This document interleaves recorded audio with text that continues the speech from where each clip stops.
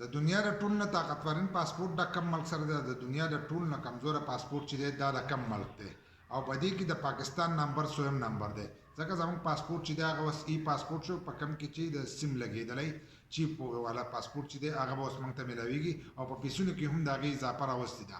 نو چې زموږ پاسپورت چې دی هغه په 100 نمبر باندې. دغه شانتې په اسلامي ممالکو کې د ټول نه طاقتور پاسپورت چې دی هغه د کم ملک سره دی. دا راته ښیم په دې ویډیو کې، خو ویډیو چې دا به زموږ سره تر اخره پورې ګورئ، یو لایک شیر کمنټ چې دی ویډیو له به لازم ورکړئ. پر اوس کال د ټول نه طاقتورین پاسپورت جو هغه د جاپان و، لکه په 1 نمبر باندې. دغه شان څه کال چې دی هم د ټول نه طاقتورین پاسپورت چې دی هغه د جاپان سره دی.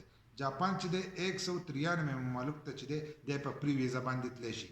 دغه شان په 2 نمبر باندې چې دی هغه سنگاپور او جنوبي کوریا ده چې هغه 192 ممالک ته چې دی هغه په پری ویزا باندې تللی شي. چې څومره طاقتورین پاسپورټ نه دومره دی په پری ویزا باندې چې دی زیاتو ملکونو ته تللی شي.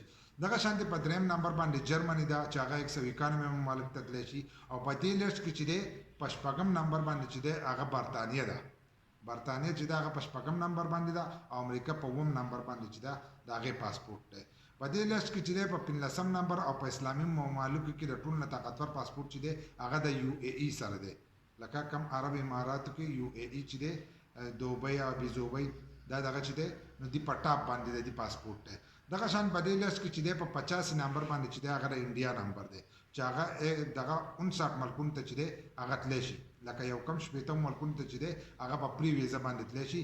په دې لیست کې د ټول نه کمزورترین پاسپورټ چې دی هغه د افغانستان سره دی، ورپسې پسې د عراق سره او د شام سره دی. او په 4 نمبر باندې چې دی په دې لیست کې د لاندې طرفه په 4 نمبر باندې په کمزورترین کې چې دی هغه پاکستان دی. د هغې پاسپورټ په 4 نمبر باندې دا یو ایټمي ملک دی، خو د دنه نور کمزور ملکونه چې دي هغه په ټاپ باندې دي. لکه په دې پاسپورټ کې که تاسو ګورئ سومالیا چې دا هم د پاکستان نه په اوچته باندې، لکه په 5 نمبر باندې چې دا سومالیا پاسپورټ چې دی هغه په 5 نمبر باندې. نو دغه پاسپورټ رنګینګ د 2023 دپاره چې دا راوتلی په ټاپ باندې د جاپان دی او د ټول نه اخر چې دا د افغانستان دی او په د لاندې